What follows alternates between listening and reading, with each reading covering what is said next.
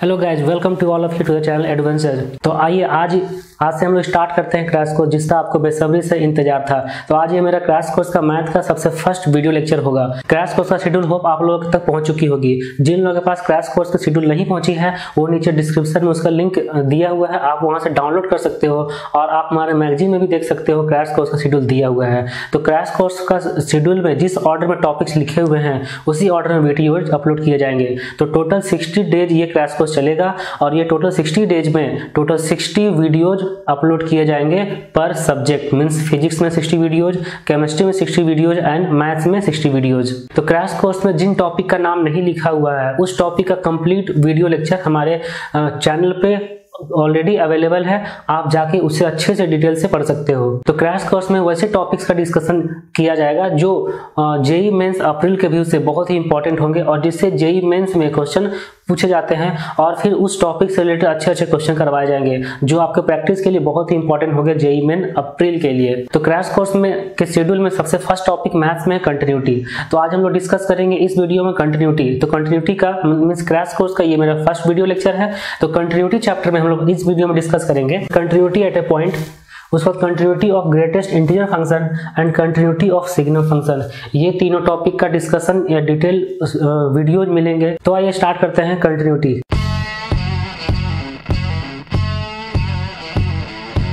तो सबसे पहले समझते हैं कंटिन्यूटी होता क्या है मैथ्स में। तो कंटिन्यूटी कैलकुलस का टॉपिक है। कैलकुलस में फंक्शन, लिमिट, कंटिन्यूटी, डिफरेंशिएबिलिटी ये सारे टॉपिक्स आते हैं। तो कंटिन्यूटी का, फंक्शन का और लिमिट का कंप्लीट वीडियो लेक्चर ऑलरेडी हमारे चैनल पे अपलोड किया जा चुका है, उसका लिंक नीचे डिस्क्रिप्शन बॉक्स में दी हुई है। तो स्टार्ट करते हैं कंटिन्यूटी। तो कंटिन्यूटी होता क्या है, तो जब हम लोग ग्राफ बनाते हैं तो ग्राफ जब किसी पॉइंट पर ब्रेक कर जाता है तो हम ये बोल सकते हैं कि ग्राफ यहाँ पे कंटिन्यूअस नहीं है। कंटिन्यूअस होने के लिए जो हम लोग ग्राफ ड्रॉ करेंगे तो किसी भी पॉइंट पर पेन को लिफ्ट नहीं करना पड़े, तब हम लोग बोल सकते हैं कि वो फंक्शन कंटिन्यूअस होगा। जब देखिए यहाँ पे जो ग्राफ बनाया गया है, यहाँ पे जब हम इस ग्राफ को ड्रॉ करेंगे तो इस टाइप से यहाँ से यहाँ, उसके बाद हम लोग को इस ग्राफ को प्लॉट करने के लिए पेन को लिफ्ट करना पड़ेगा। मतलब ये फंक्शन कंटिन्यूअस नहीं है। किस पॉइंट पर? ये x = a पर। तो x = a पर ये फंक्शन कंटिन्यूअस नहीं है। तो कंटिन्यूअस होने के लिए सबसे पहला चीज है ग्राफ ब्रेक नहीं होना चाहिए। ठीक है, ये फंक्शन कंटिन्यूअस का डेफिनेशन है कि ग्राफ ब्रेक नहीं होना चाहिए, ग्राफ कंटिन्यूअस होना चाहिए। तो ये कंटिन्यूअस हो गया। तो अब डिस्कस करते हैं कंटिन्यूटी एट ए पॉइंट, कि किसी पॉइंट पर किसी फंक्शन का कंटिन्यूटी कैसे चेक किया जाता है। तो उसके बाद हम लोग अगर कंटिन्यूटी चेक करेंगे वो फंक्शन कंटिन्यूअस हो गया, तो कैसे चेक करेंगे वो फंक्शन कंटिन्यूअस है। तो अगर ये कोई फंक्शन है f(x) जिसका a पर कंटिन्यूटी चेक करना है, तो कंटिन्यूटी चेक कर रहे हैं, तो कंटिन्यूटी का मतलब क्या होता है, किसी पॉइंट पर किसी फंक्शन का कंटिन्यूटी का मतलब क्या आता है वो पहले समझते हैं हम लोग। अगर फंक्शन कंटिन्यूअस है, कर्व ब्रेक नहीं कर रहा पॉइंट a पर, मतलब पॉइंट a के पहले, मतलब पॉइंट a के थोड़ा पहले, मतलब a - h पर जो फंक्शन का वैल्यू होगा वही वैल्यू होगा फंक्शन का a पर, और वही वैल्यू होगा फंक्शन का a + h पर। x का वैल्यू a + h पर वही वैल्यू होगा, जो ये तीनों पर वैल्यू सेम हो जाएगा, तो फंक्शन यहाँ पे बोल सकते हैं कंटिन्यूअस है। मतलब यहाँ पे हम लोग लिख सकते हैं कि फंक्शन का वैल्यू जब हम लोग लिमिट चेक करेंगे x tends to a - h, मतलब a से ठीक पहले फंक्शन का जो वैल्यू होगा वही वैल्यू अगर a से ठीक बाद a + h पर जो फंक्शन का वैल्यू होगा वो, और ये दोनों वैल्यू इक्वल हो जाएगा फंक्शन का वैल्यू एट x = a पर। मतलब इसको बोलते हैं लेफ्ट हैंड लिमिट उस पॉइंट पर, ये हो गया राइट हैंड लिमिट उस पॉइंट पर, और ये हो गया फंक्शन का वैल्यू। मतलब left hand limit equal to right hand limit equal to function का वैल्यू उस पॉइंट पर, ये तीनों सेम होगा, और सेम होगा एक फाइनाइट क्वांटिटी होना चाहिए, ये तीनों सेम होना चाहिए, तब हम बोल सकते हैं कि वो फंक्शन, ये जो फंक्शन है वो a पर कंटिन्यूअस है। बस आप समझ लीजिए कि किसी पॉइंट पर अगर फंक्शन को कंटिन्यूटी चेक करना है तो ये कंडीशन है कि फंक्शन का ए पर अगर चेक करना है तो ए पर फंक्शन का left hand limit equal to होना चाहिए ए पर फंक्शन का right hand limit equal to होना चाहिए फंक्शन का वैल्यू ए पर। ये तीनों अगर सेम है तब फंक्शन उस पॉइंट पर कंटिन्यूअस होगा।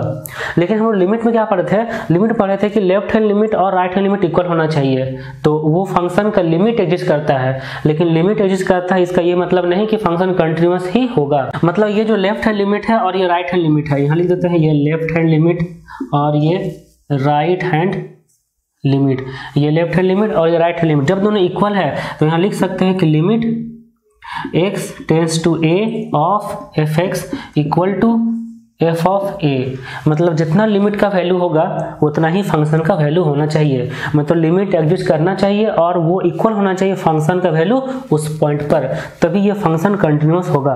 क्योंकि ये left hand limit equal to right hand limit है, इसी को बोलते हैं लिमिट। तो लिमिट एग्जिस्ट करना चाहिए, मतलब दोनों इक्वल होना चाहिए और फंक्शन का वैल्यू उस पॉइंट पर सेम होना चाहिए। तो तभी हम लोग बोलेंगे कि फंक्शन उस पॉइंट ए पर कंटिन्यूअस है। क्लियर यहाँ तक? तो आइए अब डिस्कस करते हैं इस टॉपिक पे एक क्वेश्चन की, इस टॉपिक से किस तरह से क्वेश्चन बनते हैं, किस तरह क्वेश्चन पूछे जाते हैं। देखिए तो एक क्वेश्चन है discuss the continuity of fx equal to, ये फंक्शन दिया हुआ है e to the power 1 by x minus 1 by to the power 1 by x plus 1 where x not equal to 0। ये फंक्शन के लिए दिया हुआ condition x not equal to 0 और ये भी दिया कि f ऑफ 0 इक्वल टू 0, मतलब फंक्शन का वैल्यू 0 पर 0 है एट x इक्वल टू 0। मतलब ये जो कंटिन्यूटी चेक करना है किस पर चेक करना है, at x equal to 0। x equal to 0 पर इस फंक्शन का कंटिन्यूटी चेक करना है। ये फंक्शन दिया हुआ है f(x) equal to this when x not equal to 0 and f of 0 equal to 0, ये दिया हुआ है। अब हम लोग चेक करना है कंटिन्यूटी। कंटिन्यूटी चेक करने के लिए किसी पॉइंट पर हम लोग फाइंड करेंगे लेफ्ट हैंड लिमिट और राइट हैंड लिमिट, वो दोनों इक्वल होना चाहिए और दोनों किसका इक्वल होना चाहिए, फंक्शन का वैल्यू 0 पर। तो यहाँ पे फंक्शन का वैल्यू 0 पर 0 दिया हुआ है, मतलब यहाँ पे लिमिट का वैल्यू भी 0 आना चाहिए, तभी ये फंक्शन 0 पर कंटिन्यूअस होगा। ओके देखिए ये जो फंक्शन है यहाँ पे हम लोग फाइंड करते हैं पहले LHL left hand limit find करते हैं। तो ये हो जाएगा limit x tends to 0 minus x tends to 0 minus left hand limit है 0 से थोड़ा सा पहले 0 माइनस h को फाइंड करेंगे। तो ये हो जाएगा e के पावर में ये हो जाएगा f ऑफ x। उसके बाद हम लिखेंगे लिमिट h टेंड्स टू 0 और जहां पे फंक्शन में x है उसके प्लेस पे लिख देंगे 0 minus h where h tends to 0 है। तो e के पावर में 1 by 0 minus h minus 1 by e के पावर में 1 बाई 0 माइनस h प्लस 1। ठीक, तो ये हो जाएगा लिमिट h टेंड्स टू 0 और ये हो जाएगा e के पावर में minus 1 by h minus 1 by e के पावर में माइनस 1 बाई h प्लस 1। तो जब h टेंड्स टू 0 होगा, h टेंड्स टू 0 होगा, बहुत छोटा क्वांटिटी, तो 1 बाई h टेंड्स टू क्या हो जाएगा, इन्फिनिटी, बहुत बड़ा नंबर हो जाएगा। और e के पावर में माइनस इन्फिनिटी, मतलब e के पावर में माइनस और बहुत बड़ा नंबर, तो इसका वैल्यू होता है 0। तो ये चीज 0 हो गया, ये चीज 0 हो गया, तो माइनस 1 बाई 1, तो इसका आंसर आ जाएगा माइनस 1। तो यहाँ से लेफ्ट हैंड लिमिट हम लोग को मिल गया माइनस 1। उसके बाद हम लोग देखते हैं राइट हैंड लिमिट। तो राइट हैंड लिमिट फाइंड करना है तो लिखना है limit x tends to 0 plus of fx। तो उसके बाद लिखेंगे लिमिट h टेंड्स टू 0 और जहां फंक्शन में x है उसके प्लेस पे लिख देंगे 0 प्लस h। तो ये जो फंक्शन है वो e के पावर 1 बाई x, वो लिखेंगे e के पावर में 1 बाई 0 प्लस h, मतलब h माइनस 1 बाई e के पावर में 1 बाई h प्लस 1। तो अब देखिए यहाँ पे जब h टेंड्स टू 0 होगा तो 1 by h tends to infinity होगा और e के पावर में बहुत बड़ा नंबर ये खुद टेंड्स टू इन्फिनिटी हो जाएगा। तो इस टाइप का लिमिट का सवाल हम लोग सॉल्व किए थे। तो वहाँ पे क्या था कि जो इन्फिनिटी टर्म बना रहा है, जो हाईएस्ट डिग्री वाला टर्म है, उसको हम लोग कॉमन लेते थे। तो यहाँ पे अब ये हो जाएगा limit h tends to 0, e के पावर में 1 बाई h कॉमन ले लेना है। तो वही के पावर 1 बाई h कॉमन लेंगे तो यहाँ पे आ जाएगा 1 माइनस e के पावर में minus 1 by h divide by e के पावर में 1 बाई h कॉमन लेंगे तो ये हो जाएगा 1 प्लस e के पावर में माइनस 1 बाई h, ये हो जाएगा। तो ये दोनों अगर कैंसिल कर देंगे तो अब लिमिट h टेंड्स टू 0 रखेंगे तो e के पावर में हो जाएगा माइनस इन्फिनिटी, वो हो जाएगा 0, ये 0, ये 0, 1 बाई 1, ये हो जाएगा 1। तो अब देखिए लेफ्ट हैंड लिमिट आ गया माइनस 1, राइट हैंड लिमिट आ गया 1 और फंक्शन का वैल्यू 0 पर कितना दिया हुआ 0। तो तीनों डिफरेंट है ना, तीनों डिफरेंट है, मतलब ना ही LHL इक्वल टू RHL आया और ना ही इस लिमिट का वैल्यू f ऑफ 0 का इक्वल है, मतलब ये फंक्शन कंटिन्यूअस नहीं है। तो यहाँ लिख सकते हैं LHL not equal to RHL। ठीक, LHL not equal to RHL, which is also not equal to f(0). तो इसलिए ये function not continuous, function is not continuous at x equal to 0। ये फंक्शन 0 पर कंटिन्यूअस नहीं है, ठीक है ना। तो कंटिन्यूटी चेक करने के लिए हम लोग क्या किए, यहाँ पे LHL RHL फाइंड किए, इक्वल नहीं आया तो ये कंटिन्यूअस नहीं है। कंटिन्यूअस होने के लिए LHL इक्वल टू RHL होना चाहिए और उसका वैल्यू, फंक्शन का वैल्यू जो x इक्वल टू a पर, मतलब यहाँ पे 0 पर है, वो तीनों इक्वल होना चाहिए, तभी फंक्शन उस पॉइंट पर कंटिन्यूअस होगा। ओके, तो अब हम लोग डिस्कस करेंगे continuity of greatest integer function. तो ग्रेटेस्ट इंटीजर फंक्शन के बारे में आप लोग जानते होंगे, ये है ग्रेटेस्ट इंटीजर फंक्शन।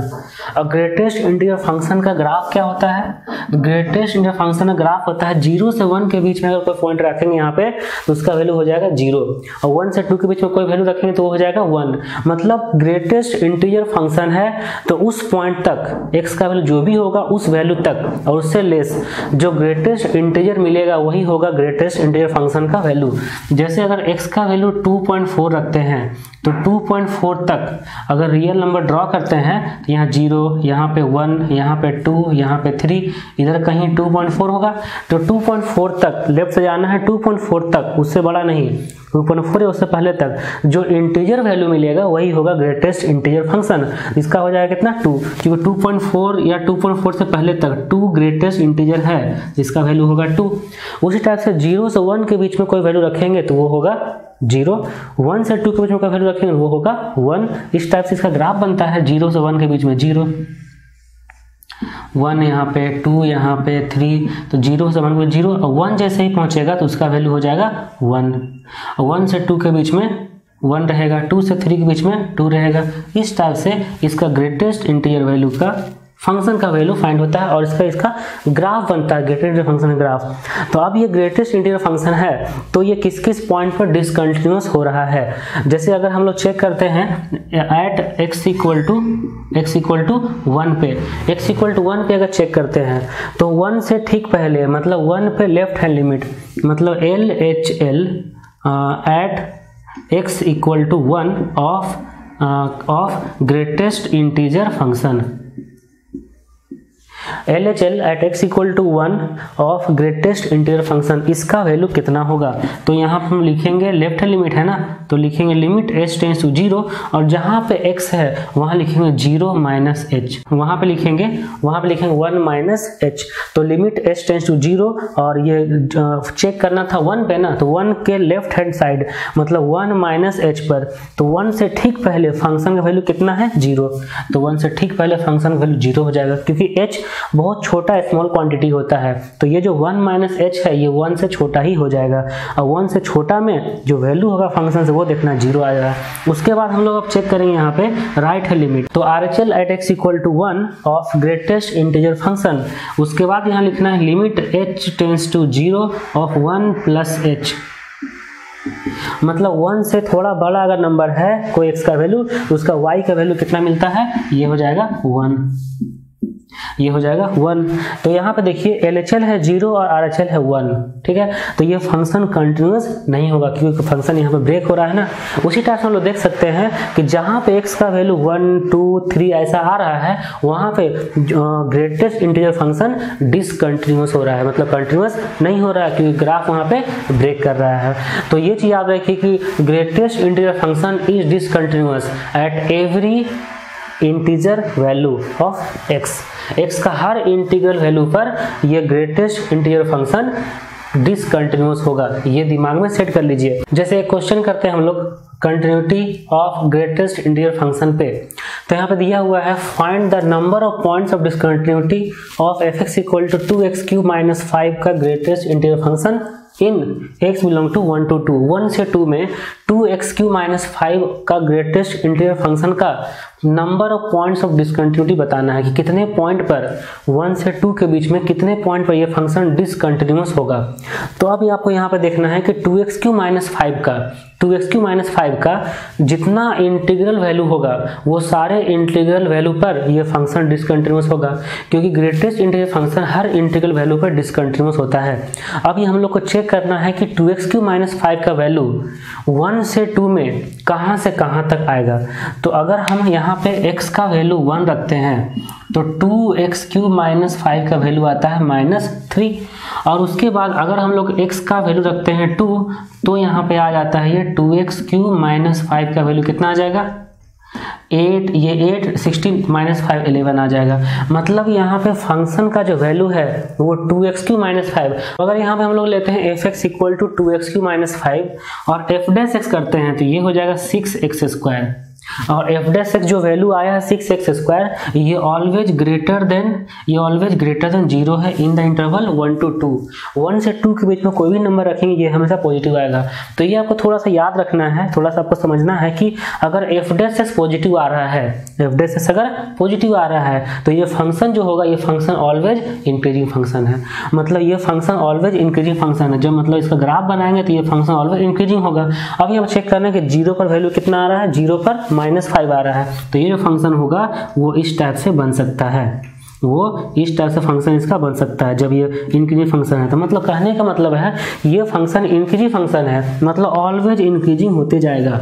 जब ऑलवेज इंक्रीजिंग होते जाएगा तो 1 पर जो वैल्यू मिलेगा वो मिलेगा मिनिमम, और 2 पर जो वैल्यू मिलेगा वो मिलेगा मैक्सिमम। मतलब 1 से 2 तक फंक्शन वेरी कर रहा है और फंक्शन इंक्रीजिंग फंक्शन है, तो 1 पे इसका लोएस्ट वैल्यू होगा और 2 पे इसका ग्रेटेस्ट वैल्यू हो जाएगा। तो इसका मतलब ये जो फंक्शन है इस फंक्शन का लोएस्ट वैल्यू हो गया -3 और ग्रेटेस्ट वैल्यू हो गया 11। तो -3 से 11 तक इसका वैल्यू हो सकता है। तो -3 से 11 तक कितना वैल्यू है, एक तो -3, -2, -1, 0, ये 4 और 1 से लेकर 11 तक, तो टोटल 15 पॉइंट आ गया ना। तो 15 पॉइंट ऐसा है जहां पे ये फंक्शन डिसकंटिन्यूअस हो सकता है। अब यहाँ पे चेक करना है कि जब ये इंटरवल में कंटिन्यूटी चेक करना होता है तो हम लोग को लेफ्ट हैंड पर कंटिन्यूटी चेक करना है और राइट हैंड पर कंटिन्यूटी चेक करना है। और बीच में जो इंटीग्रल वैल्यू आ रहा है वहां पर तो ये फंक्शन डिसकंटिन्यूअस होगा ही। मतलब हम लोग को चेक करना है 1 पे और 2 पर। तो जब हम लोग को चेक करना है 1 पे लिमिट, जब हम लोग को चेक करना है कंटिन्यूटी एट 1 पे, तो 1 है लेफ्ट हैंड में, तो 1 है जो इंटरवल है उसका इंटरवल का स्टार्टिंग पॉइंट 1 है, तो 1 पर अगर हम लोग को कंटिन्यूटी चेक करना है तो 1 पे सिर्फ चेक करेंगे फंक्शन का वैल्यू 1 पर और 1 पर राइट हैंड लिमिट। लेकिन अगर 2 पे चेक करना होगा तो 2 पे चेक करेंगे लेफ्ट हैंड लिमिट और फंक्शन का वैल्यू 2 पर। 2 पर राइट हैंड लिमिट नहीं जाएंगे क्योंकि 2 से थोड़ा सा बड़ा नंबर रखेंगे तो वो हो जाएगा इंटरवल के बाहर। तो इंटरवल के लेफ्ट पॉइंट पर हम लोग को चेक करना है फंक्शन का वैल्यू उस पर और राइट हैंड लिमिट, और राइट एंड पर चेक करना है फंक्शन का लेफ्ट हैंड लिमिट और फंक्शन का वैल्यू उस पॉइंट पर। तो 1 पे चेक करेंगे तो 1 पे आ जाएगा right hand limit at x equal to 1 of fx। तो 1 पर तो यहाँ पे लिमिट h टेंस टू 0 और जहाँ पे x लिखा हुआ है वहाँ पे लिख देंगे 1 प्लस h। तो ये हो जाएगा 2 टाइम्स ऑफ 1 प्लस h का क्यूब -5। ये फिर इसको अगर सॉल्व करेंगे तो ये होगा लिमिट h टेंस टू 0, फिर ये हो जाएगा 2, ठीक है। तो उसके बाद यहाँ पे ये हो जाएगा ये, और h का वैल्यू अगर कुछ भी रखेंगे यहाँ पे हम लोग h का वैल्यू अगर कुछ भी रखेंगे तो ये जो वैल्यू आएगा ये छोटा पॉजिटिव क्वांटिटी होगा, और -3 यहाँ पे है और ये कोई पॉजिटिव क्वांटिटी, ये कितना बनेगा -3 से थोड़ा सा बड़ा बन जाएगा, मतलब -2 पॉइंट समथिंग होगा। तो इसका वैल्यू आ जाएगा -3, तो इसका वैल्यू आ जाएगा -3। उसके बाद हम लोग चेक करेंगे फंक्शन का वैल्यू 1 पर, तो फंक्शन का वैल्यू 1 पर कितना आ गया था, ये आ गया था -3। मतलब फंक्शन जो है 1 पर कंटिन्यूअस है, फंक्शन 1 पर कंटिन्यूअस है। तो अब हम लोग को चेक करना है कि continuous at x equal to 2। जब x इक्वल टू 2 के चेक करेंगे तो x इक्वल टू 2 पर हम लोग को फाइंड करना है लेफ्ट हैंड लिमिट और फंक्शन का वैल्यू उस पॉइंट पर। तो यहाँ पे हम लोग फाइंड करते हैं left hand limit at x equal to 2 of fx। Means यहाँ पे लिखना पड़ेगा लिमिट h टेंस टू 0 और जहाँ पे x है वहाँ पे लिखना पड़ेगा 2 माइनस h। तो ये हो जाएगा greatest function 2 into x cube means 2 minus h का क्यूब -5। तो अब ये हो जाएगा लिमिट h टेंस टू 0 और फिर उसके बाद इसको अगर हम एक्सपेंड करेंगे तो ये होगा 2 इंटू, तो ये यहाँ पे ये हो जाएगा। उसके बाद हम लोग लिख सकते हैं लिमिट h टेंड्स टू 0 और ये 2 इंटू 8 16 माइनस 5, तो ये हो जाएगा 11 minus 2 into H Q plus 12h minus 6h square. और अगर हम लोग h का वैल्यू कुछ भी पॉजिटिव अगर वैल्यू रखते हैं, h टेंड्स टू 0 है ना, तो 0 बहुत स्मॉल क्वांटिटी है, तो यहाँ कुछ भी वैल्यू रखते हैं तो इसका वैल्यू 10 से थोड़ा सा छोटा होगा और ये वैल्यू कितना आउटपुट दे देगा 10, आउटपुट देगा 10। लेकिन 2 पर ये लेफ्ट हैंड लिमिट आ गया 2, लेफ्ट हैंड लिमिट आ गया 10 और 2 पर फंक्शन का वैल्यू कितना है 11 है। इसका मतलब ये जो फंक्शन है 2 पर डिसकंटिन्यूअस है, क्योंकि 2 पर LHL आ रहा है 10 और 2 पर फंक्शन का वैल्यू कितना है 2, तो LHL not equal to f of 2, तो ये फंक्शन 2 पर डिसकंटिन्यूअस है। तो इसका मतलब है कि टोटल 15 पॉइंट था ना, -3 से लेकर 11 तक 15 इंटीग्रल पॉइंट आते इस फंक्शन का वैल्यू, जहाँ पे जो पॉइंट था ना 1, जहाँ पे 1 पॉइंट था उस पे ये फंक्शन कंटिन्यूअस हो गया है। मतलब टोटल 15 पॉइंट था लेकिन 1 पे ये कंटिन्यूअस हो गया है, तो टोटल पॉइंट बचा अब कितना 14।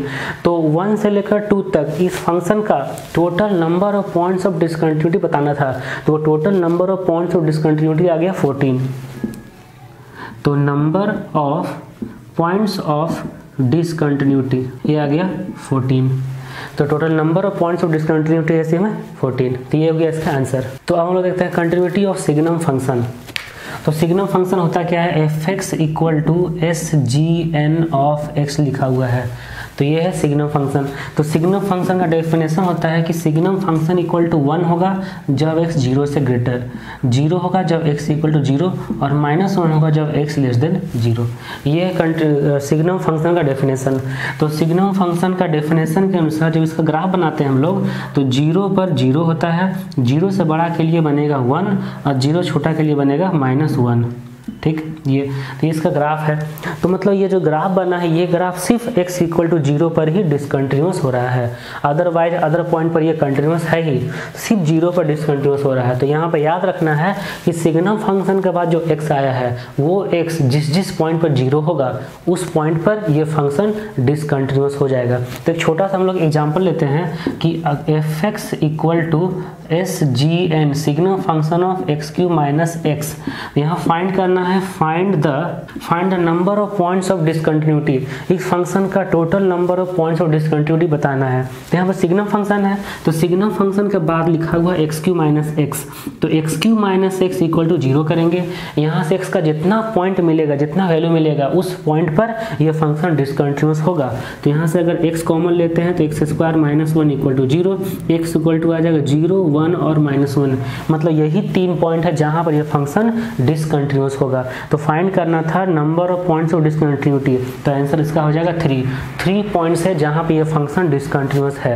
इस टाइप से हम लोग इस वीडियो में देखे हैं कि कंटिन्यूटी क्या होता है, कंटिन्यूटी एट ए पॉइंट क्या होता है, continuity of greatest integer function कैसे चेक करते हैं और कंटिन्यूटी ऑफ सिग्नम फंक्शन कैसे चेक करते हैं। तो ये वीडियो आपको कैसा लगा, आप इसे लाइक करो, शेयर करो, और अगर आप अभी तक सब्सक्राइब नहीं की हो तो आप सबसे पहले इस हमारे चैनल को सब्सक्राइब करो और बेल आइकन को प्रेस करो, जिससे हमारे चैनल के बहुत सारे वीडियो के लिंक, बहुत सारे वीडियो का नोटिफिकेशन आपको मिलते रहेंगे। और हाँ, नीचे डिस्क्रिप्शन बॉक्स में देखना ना भूलें, क्योंकि वहाँ पे आपके लिए बहुत सारे इंपॉर्टेंट वीडियो के लिंक रहेंगे। और आप क्रैश कोर्स का शेड्यूल जरूर डाउनलोड कीजिए, वहाँ देखिए कि आपको कौन कौन सा टॉपिक है जो आपके लिए बहुत सारे इंपॉर्टेंट है।